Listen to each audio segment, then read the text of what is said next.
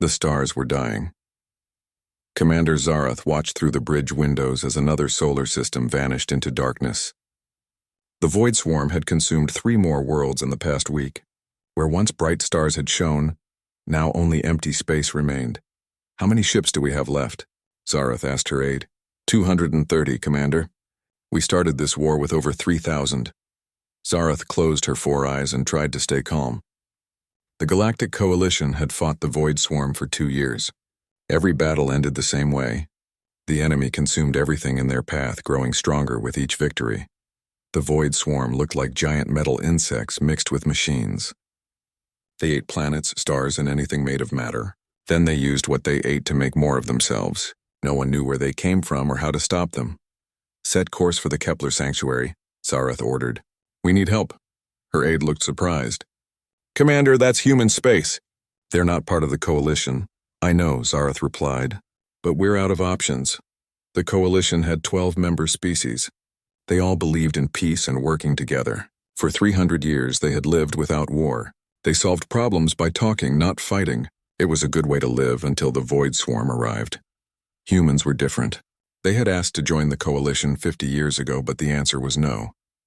Humans were too violent, too aggressive. They solved problems by fighting. The Coalition didn't want warriors among their peaceful people. Now Zarath wondered if that had been a mistake. Captain Jake Morrison sat in his office on Earth Defense Station, Alpha. He was reading reports about strange signals from deep space when his communication device beeped. Captain, we're getting a distress call, said Lieutenant Amy Johnson from the communication room. It's from the Galactic Coalition. Jake raised his eyebrows. The Coalition had ignored humanity for decades. They acted like humans didn't exist. Put it through. The hologram of Commander Zarath appeared in Jake's office. She looked tired and scared. Her blue skin was pale and her usually perfect uniform was dirty. Captain Morrison, I am Commander Zarath of the Coalition Navy. We need your help. Jake leaned back in his chair. That's interesting. Last time we talked, your people said humans were too dangerous to be allies.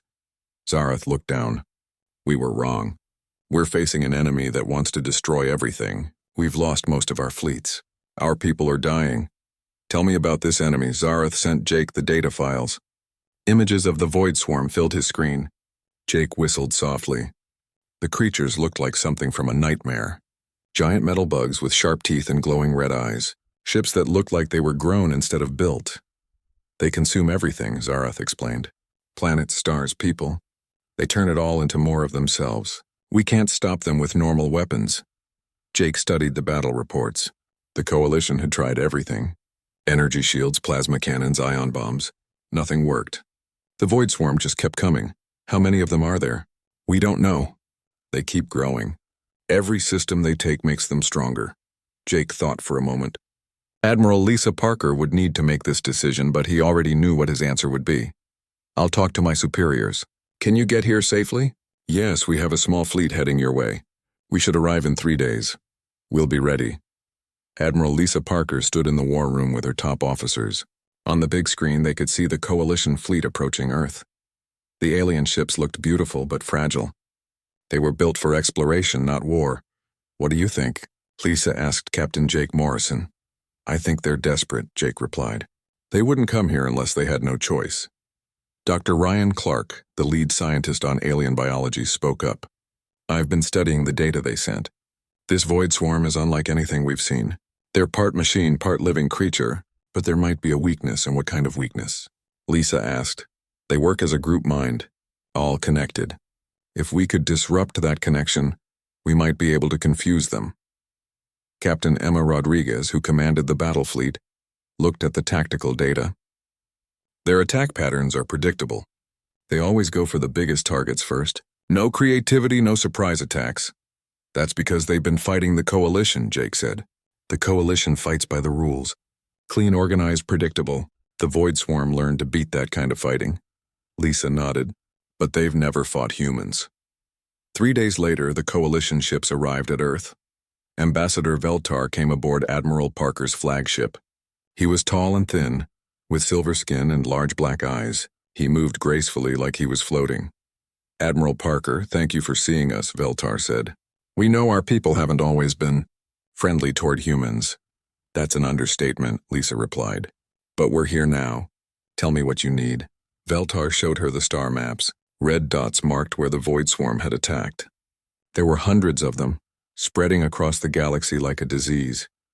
They started at the edge of our space, Veltar explained. We thought they were just raiders at first. But they don't want our things. They want to consume everything. Dr. Ryan Clark joined the meeting. I've been studying your samples. The Void Swarm isn't just hungry. They're trying to replace all life in the galaxy with their own kind. Can we stop them? Veltar asked. Ryan looked at Admiral Parker. Maybe, but not the way the Coalition has been fighting. What do you mean? Lisa spoke carefully. The Coalition fights with honor. You try to save everyone. You follow rules even in battle. Those are good things, but they won't work against an enemy like this. Veltar looked confused. How else would we fight? Jake Morrison answered. Like humans fight. Fast, dirty, and without mercy. We hit them where they don't expect it. We sacrifice some to save many. We break rules when we have to. That sounds... Veltar paused, searching for words. Barbaric. Yes, Lisa said, it is. But sometimes barbaric is what saves civilized people. Veltar was quiet for a long time. Finally, he spoke. What do you need from us? Everything, Lisa replied. Your ships, your people, your trust. And you need to let us fight this war our way. And if we do this, will you help us? Lisa looked around the room at her officers. They all nodded. Ambassador Veltar, when all hope was lost, humanity answered the call. We'll fight beside you. But we fight to win no matter what it costs. Veltar took a deep breath. Then may the stars have mercy on us all.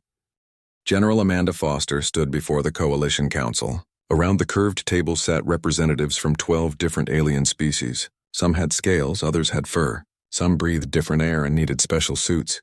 But they all looked at her the same way, with doubt. Your plan is insane, said Council Leader Thexal. His green skin glowed with anger. You want us to use our civilian ships as weapons? Not weapons, Amanda replied calmly. Bait. We put fake life signs on empty cargo ships. The Void Swarm will attack them first. While they're busy, our real fleet hits them from behind. But that's lying, protested Ambassador Kirith from the water-breathing species. We don't lie in war. Amanda looked around the room. These people had been at peace for so long, they had forgotten how to be smart in battle. Council members lying might save 1 million lives. Is your honor worth more than those lives? The room went quiet. Finally, Ambassador Veltar spoke. Show us your plans, General. Amanda activated the hologram. A 3-dimensional battle map appeared above the table. Red dots showed Void Swarm positions. Blue dots showed Coalition ships. Green dots showed human ships. The Void Swarm always attacks the biggest targets first, Amanda explained. They want to eat the most matter possible. So we give them fake big targets while our real attack comes from small, fast ships. Engineer Ben Taylor worked day and night with Coalition scientists. They were trying to put human weapons on alien ships. It wasn't easy. Human technology was built for war. Coalition technology was built for peace. This plasma cannon needs more power, Ben told Dr. Yithran, a scientist with 6 arms. Your ship's power systems are too gentle. Gentle? Dr. Yithran looked confused. Your people made ships to explore and trade. Our people made ships to fight and survive. There's a difference. Ben showed him the human destroyer plans. Look at this. Thick armor, backup systems, weapons that can fire fast. Your ships are beautiful, but they break easily in battle. Dr. Yithran studied the human designs. Your ships look so angry. That's the point, Ben said. When something wants to kill you, you need to look scary back. They worked together to modify a Coalition cruiser. When they finished, it looked different. Still elegant, but now it had teeth. Lieutenant Colonel Chris Mitchell had the hardest job. He was teaching alien soldiers how to fight like humans. The Coalition military was more like a police force. They had never faced real war. Forget everything you learned about fair fighting, Chris told his mixed class of alien troops. The Void Swarm doesn't care about fair. They want to eat you. A young Coalition soldier raised her hand. But our training says we should always try to save enemy wounded. There are no enemy wounded with the Void Swarm, Chris replied. They don't feel pain, they don't surrender, and they don't leave survivors. Your mercy will get you killed. The alien soldiers looked uncomfortable. Their species had evolved past violence. They found human tactics disturbing. Chris changed his approach. Look, I'm not asking you to become killers. I'm asking you to become protectors. Sometimes protecting innocent people means being harsh with the ones trying to hurt them. That seemed to help. The aliens could understand protection better than violence. Captain Emma Rodriguez was studying Void Swarm attack patterns when she noticed something strange. The enemy always hit the most peaceful planets first. They avoided systems where people fought back. She called a meeting with the science team. Dr. Ryan Clark, look at this data. What do you see? Ryan examined the star charts. The Void Swarm attacked the meditation planet Serendi first, then the art colony on Belmore, then the philosophy schools on Kethria. All peaceful places, Emma noted. They're targeting our most gentle people. But why? Asked Dr. Yithran. Ryan thought for a moment. Maybe they're drawn to peaceful energy, or maybe they see peaceful beings as easier prey. Or maybe, Emma said slowly, they remember being peaceful once themselves. The first joint battle happened at the Centauri border. Captain Jake Morrison commanded the human fleet. Commander Zarath led the coalition ships.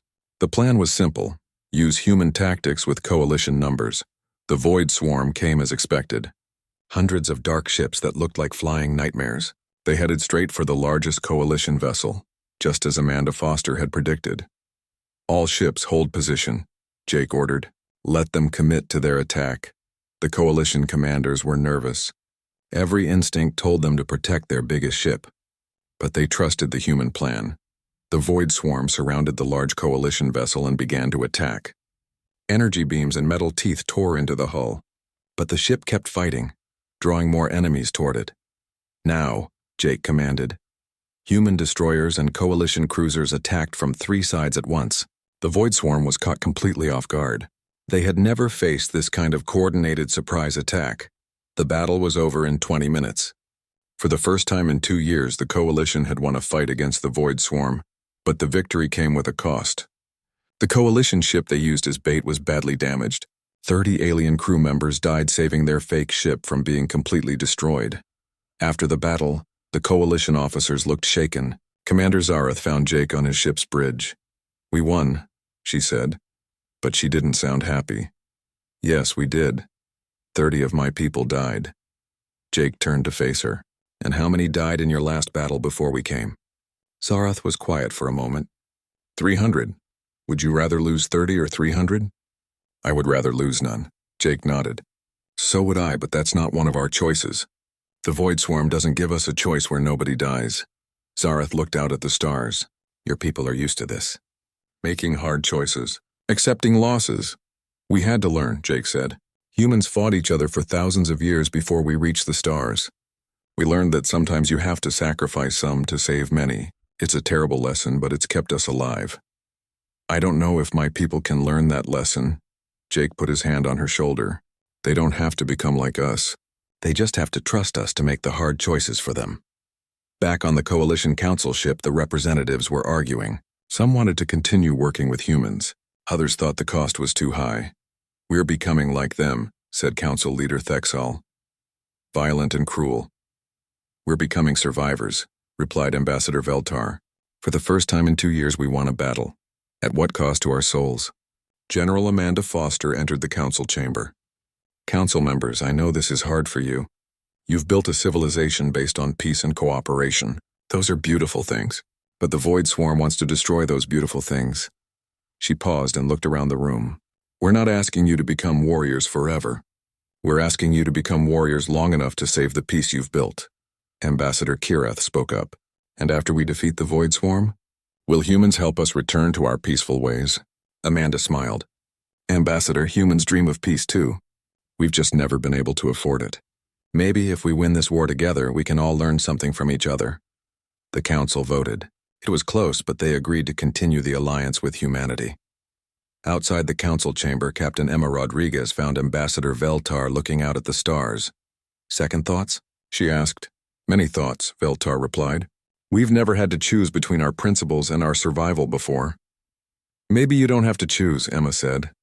Maybe you can keep your principles and let us handle the dirty work. Would humans do that?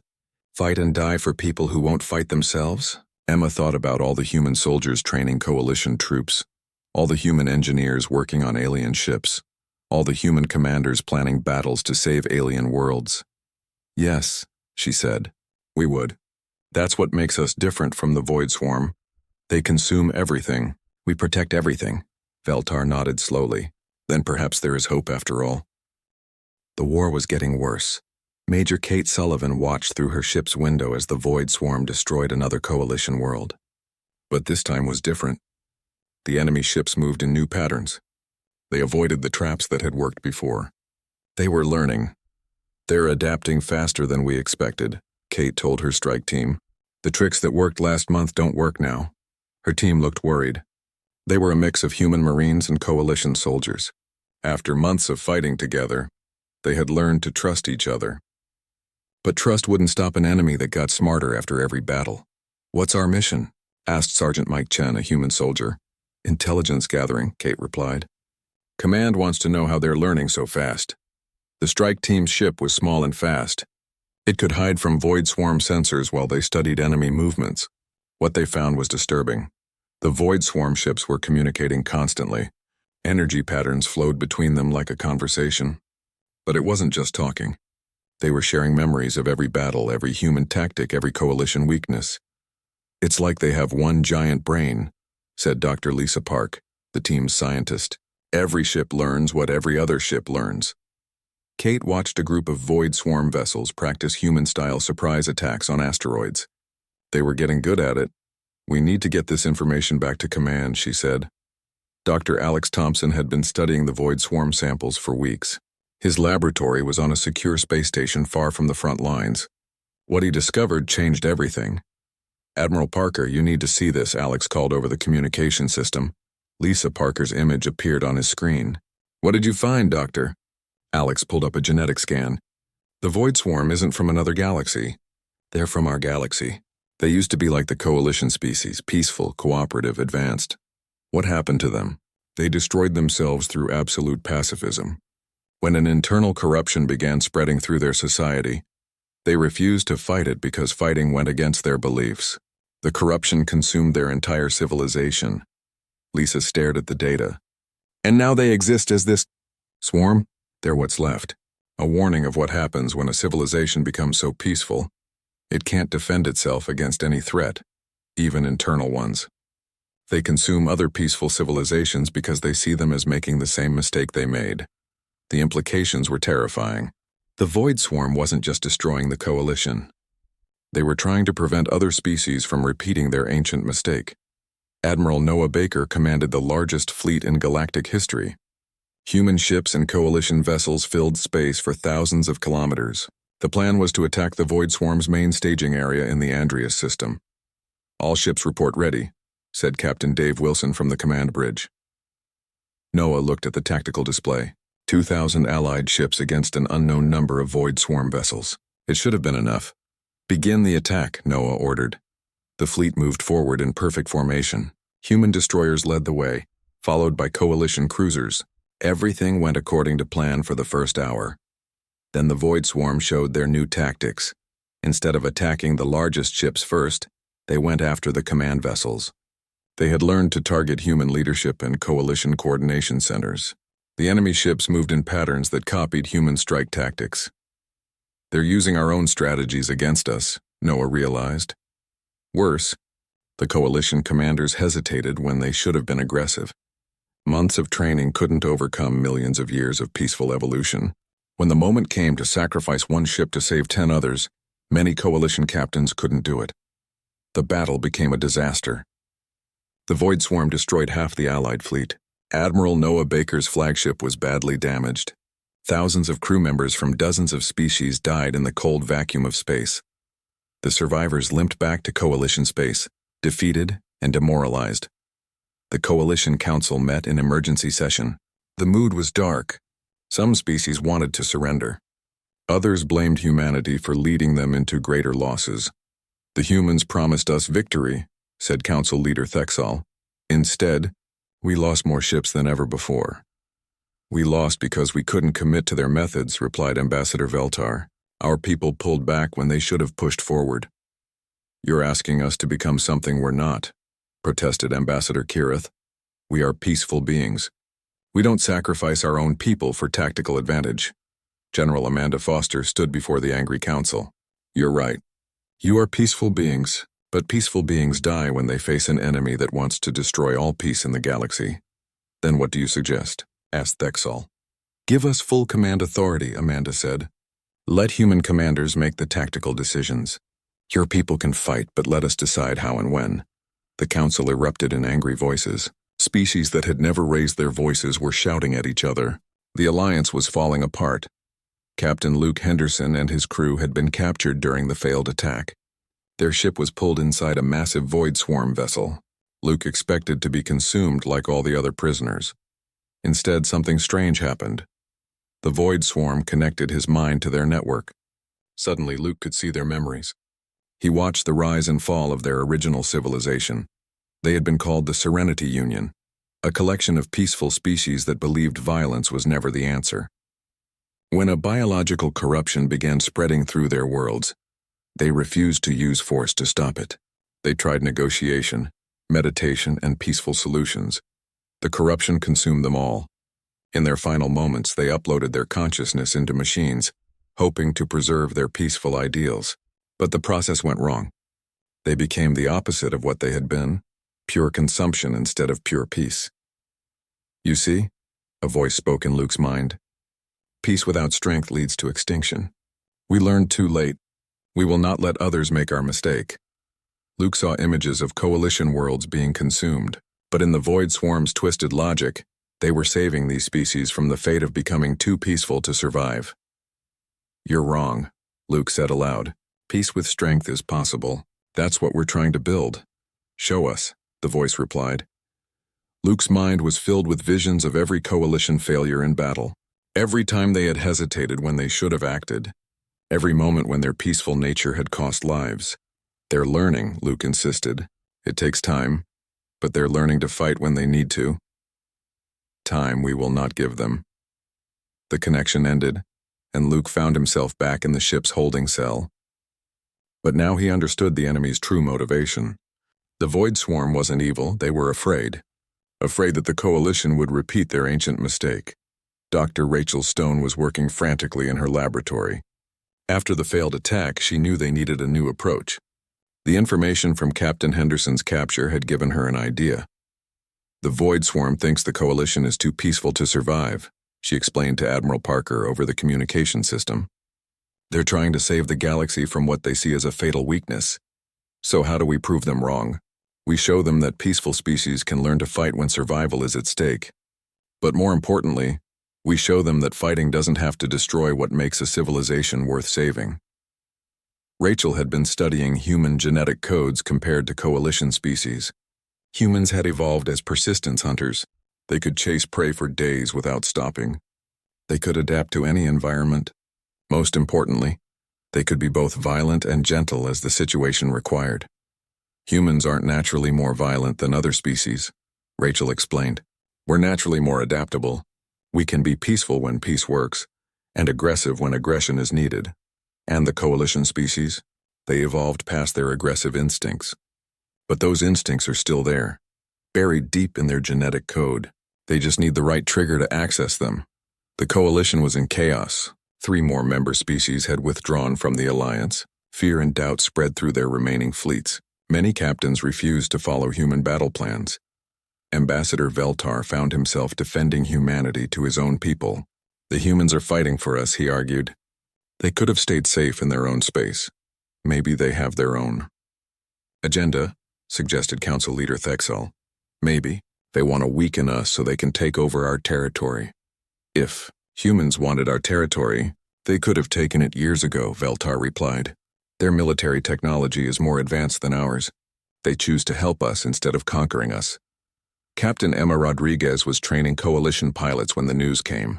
The Void Swarm had launched simultaneous attacks on 5 core coalition worlds. Traditional defenses had failed completely. Billions of civilians were at risk. This is it, Emma told her mixed crew of humans and aliens. If we don't stop them here, the coalition falls. Her navigation officer, a young alien named Jixatar, looked scared. Captain, my homeworld is one of the targets. Emma put her hand on his shoulder. Then we better make sure we win. The moment of truth had arrived. The coalition would either learn to fight like their survival depended on it, or they would become extinct like the Serenity Union before them. The galaxy was burning. Colonel Maya Wright stood in the command center watching 5 coalition worlds die at the same time. The tactical displays showed red warning signals spreading across entire star systems. The Void Swarm had split into multiple fleets and attacked everything at once. Casualty reports coming in, said Lieutenant Sam Torres. 3 billion civilians evacuated from Kethria. 4 billion still trapped on Velmore, the other 3 worlds. We've lost contact. Maya closed her eyes. Traditional defensive strategies were failing completely. The coalition fleets were spread too thin, trying to protect everything and saving nothing. Ma'am, Admiral Parker wants to see you, Torres said. Maya found Admiral Lisa Parker in her private office, staring at star charts covered in red marks. Each mark represented a dead world. We're losing, Maya, Lisa said without looking up. The coalition can't adapt fast enough. So what do we do? Lisa turned around. Her face looked older than it had a month ago. We do something so crazy that it might actually work. Something that will either save the galaxy or get us all killed. Maya waited. Operation Last Stand, Lisa continued. Every ship, every weapon, every person who can hold a gun. We arm civilian vessels, cargo ships, exploration craft. Everything that can fly goes to war. Admiral, that's...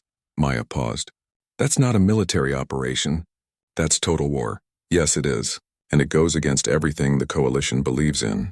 But it's the only way to generate enough force to hurt the Void Swarm. Maya thought about the implications. The coalition will never agree to arm civilians. They will if the alternative is extinction. Dr. Rachel Stone had been working for 36 hours straight. Her laboratory was filled with genetic samples from every coalition species. She had finally found what she was looking for. Admiral Parker, I need to speak with you immediately, Rachel said over the communication system. Minutes later, Lisa arrived with Maya Wright and several other senior officers. I know why humans were excluded from the coalition, Rachel began, and I know why we're the only ones who can save them. She activated a holographic display showing genetic patterns from different species. Look at these patterns. Every coalition species evolved to remove aggressive traits from their DNA. They became peaceful by literally evolving past violence. And humans? Maya asked. Humans never evolved past anything. We kept all our old instincts, aggressive, protective, territorial, cooperative. We can be peaceful or violent depending on what the situation needs. Rachel highlighted specific genetic markers. But here's the important part. The coalition species still have those aggressive genes. They're just switched off, dormant. Can we switch them back on? Lisa asked. Not permanently. But temporarily, yes. With the right stimulus, we can trigger their fight-or-flight response on a genetic level.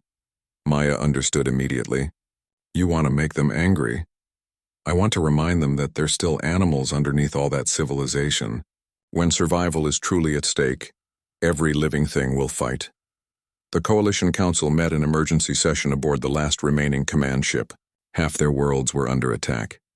Their fleets were scattered and demoralized. Some species were already preparing to surrender. Ambassador Veltar stood before the council with Admiral Lisa Parker beside him. Council members. Admiral Parker has a proposal, Veltar announced. Lisa stepped forward. Operation Last Stand requires every ship in coalition space to join the fight. Military vessels, cargo ships, passenger liners, research craft, everything. Council leader Thexal looked horrified. You want to arm civilian ships? That's against every law of civilized warfare. Civilized warfare is a luxury you can't afford, Lisa replied. The Void Swarm doesn't follow your laws. They consume civilian and military targets equally. We cannot ask civilians to fight, protested Ambassador Kireth. We are protectors, not recruiters. Lisa activated a tactical display. In 6 hours, the Void Swarm will reach the core worlds. If they take those systems, the coalition ceases to exist. You won't have any civilians left to protect. The council argued for precious minutes while worlds died. Finally, Ambassador Veltar spoke up. Council members, we have tried peace. We have tried limited warfare. We have tried compromise. The only thing we haven't tried is total commitment to victory. You're asking us to become like humans, said Thexal. No, Veltar replied. I'm asking us to become like ourselves, but the version of ourselves that refuses to give up. The vote was close. 7 species voted yes, 4 voted no, 1 abstained. Operation Last Stand was approved. Captain Sam Rodriguez had never seen anything like it. Thousands of ships were converging on the rally point near the Terran system. Military cruisers flew alongside merchant vessels. Luxury yachts carried torpedo launchers. Scientific research ships mounted plasma cannons. The Coalition had never mobilized like this before. In their 300-year history, they had never asked civilians to fight. But extinction was a powerful motivator. "This is insane," said his first officer, Lieutenant Grace Kim. "Half these ships have no armor. The other half have crews who've never been in combat." "Then we better teach them fast," Sam replied. The hastily assembled fleet was a mix of every species in the Coalition. Humans worked alongside aliens to mount weapons on civilian craft. Engineers from a dozen worlds collaborated to strengthen cargo ship hulls. Medical officers from different species shared techniques for treating various types of biology. For the first time since the war began, the Coalition was truly united. Dr. Rachel Stone's laboratory had become a medical station. She was injecting Coalition volunteers with a serum designed to activate their dormant, aggressive instincts. "This will make you feel different," she explained to a group of alien soldiers. "You may experience anger, aggression, protective instincts that your species hasn't felt for thousands of years." A young Coalition officer raised her hand. "Is it safe?" "Safer than extinction," Rachel replied. "The effects are temporary. After the battle, you'll return to normal. And if we don't like what we become," Rachel paused her work, "then you'll understand what humans live with every day. The choice between peace and survival, the burden of being capable of both creation and destruction." The first volunteer stepped forward. He was from the water-breathing species, usually the most peaceful of all Coalition races. After the injection, his calm demeanor changed. His eyes focused with new intensity. His movements became quick and precise. "How do you feel?" Rachel asked. "Angry," he replied, sounding surprised. "I feel ready to fight." Captain Tyler Johnson led the bombing wing of Operation Last Stand. His squadron was a mix of human fighters and modified Coalition craft. Their target was the Void Swarm's central nexus in the Andrea system. "Remember, we're not just trying to win this battle," Tyler told his pilots over the communication channel. "We're trying to prove something to the enemy." His wing included pilots from 6 different species. Some had volunteered for Dr. Stone's treatments. Others relied on training and determination. All of them knew this might be their last mission.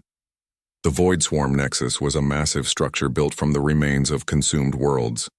It pulsed with dark energy, coordinating attacks across the galaxy. Destroying it wouldn't stop the Void Swarm, but it would disrupt their coordination. "All fighters, begin attack run," Tyler ordered.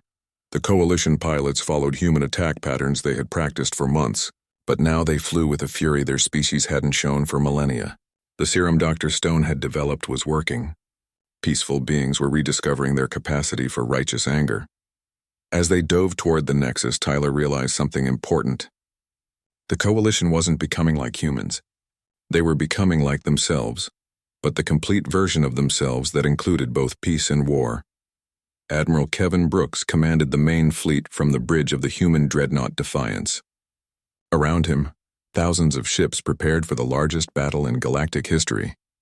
"All ships report ready," said Captain Joan Walsh from the communication station. Kevin looked at the tactical display. The Void Swarm was approaching in a formation they had never used before. They had learned from every previous battle and adapted their strategy. "They know this is our last chance," Kevin said to Colonel Maya Wright. "They're bringing everything they have." "So are we," Maya replied. The battle began with the largest coordinated assault in the history of warfare. Human destroyers and Coalition cruisers attacked from one direction. Modified civilian ships struck from another. Fighter squadrons hit precise targets while bomber wings went after major structures. For the first time in the war, the Void Swarm seemed surprised. They had never faced an enemy willing to sacrifice everything for victory. They had consumed countless peaceful civilizations, but none had ever fought back with such total commitment.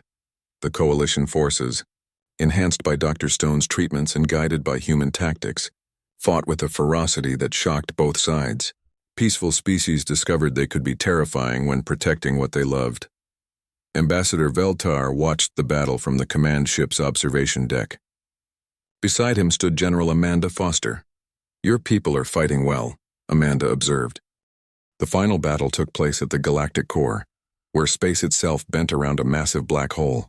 The Void Swarm had built their ultimate weapon here, a device that would destabilize the black hole and destroy the entire galaxy.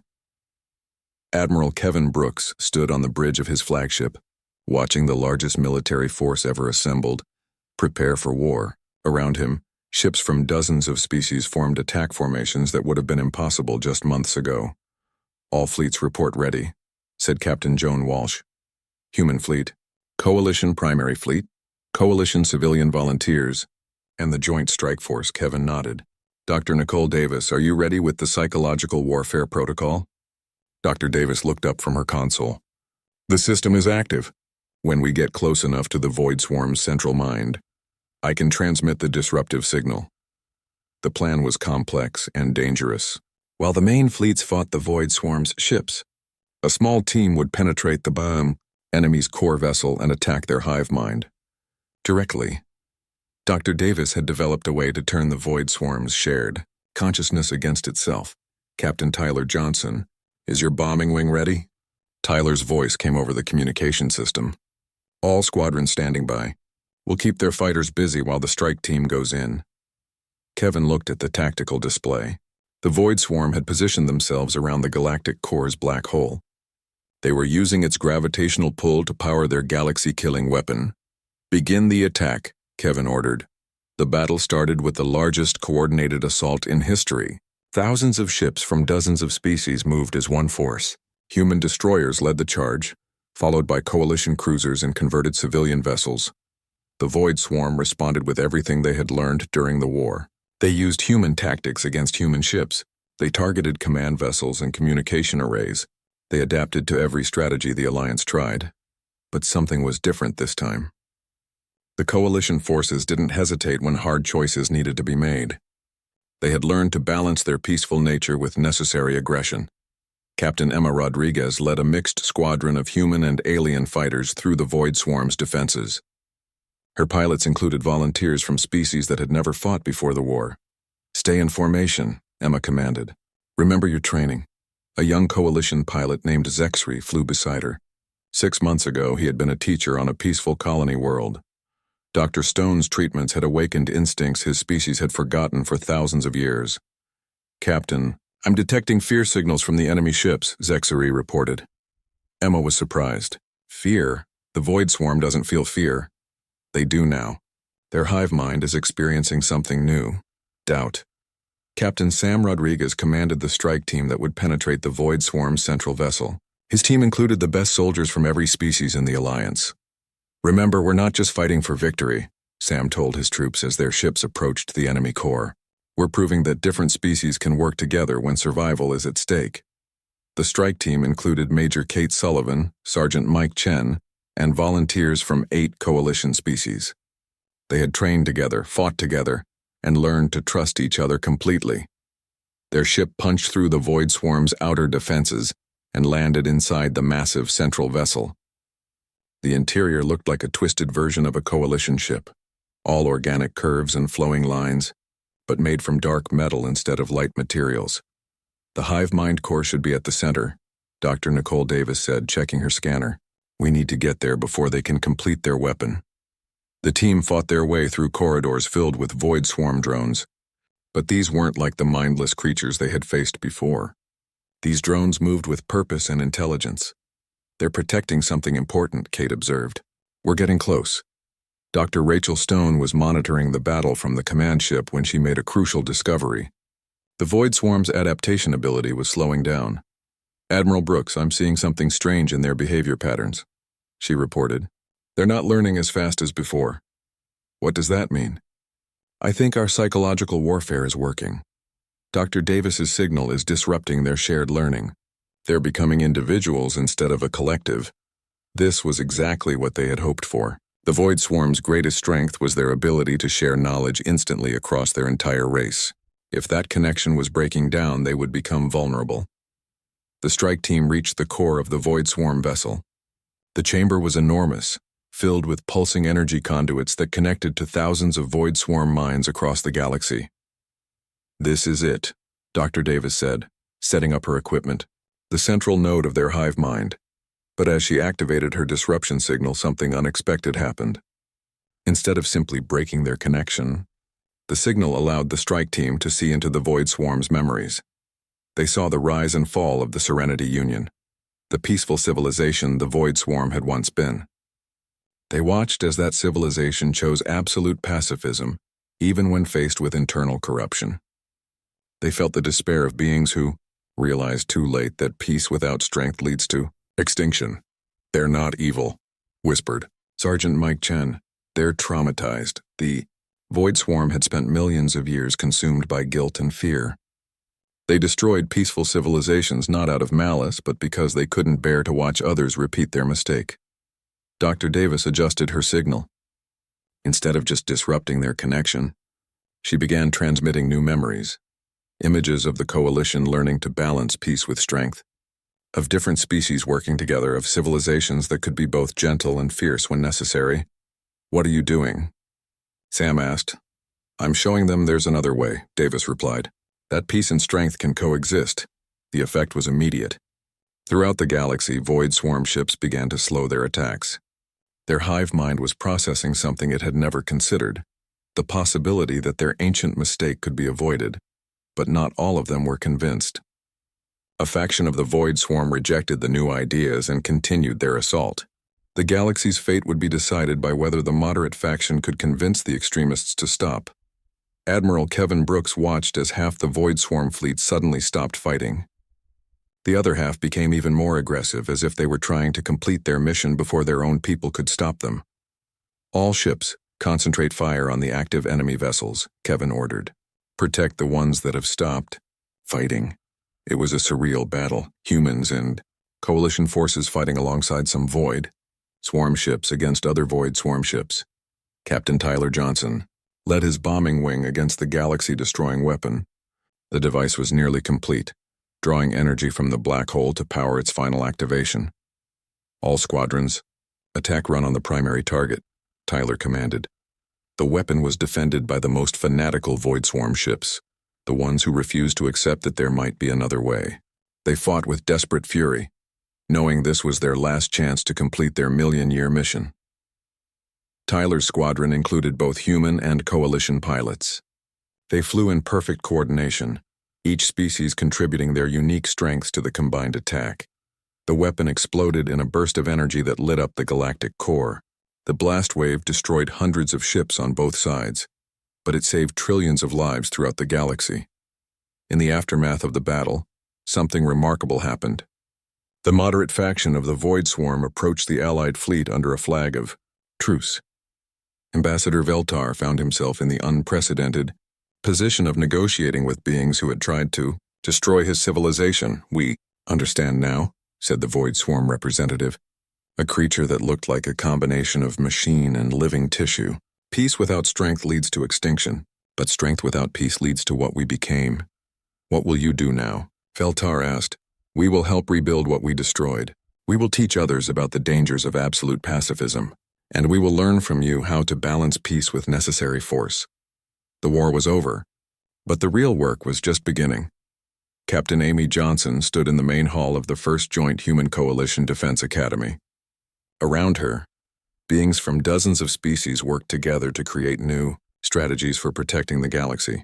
The first class includes students from every coalition, world, and several Void Swarm volunteers. She reported to Admiral Parker over the communication system. "How are they working together?" Amy smiled. "Better than expected. The humans are learning diplomacy from the coalition species. The coalition students are learning tactical thinking from humans. The former Void Swarm are teaching everyone about the dangers of extremism in any direction." The Academy represented something new in galactic history, a place where different approaches to conflict resolution could be studied and combined. Dr. Rachel Stone had established a research center dedicated to understanding the balance between peace and strength. Her work showed that civilizations could maintain their core values while adapting to threats. "The key is flexibility," she explained to a mixed group of students. "Humans survived because we never evolved past our ability to be violent.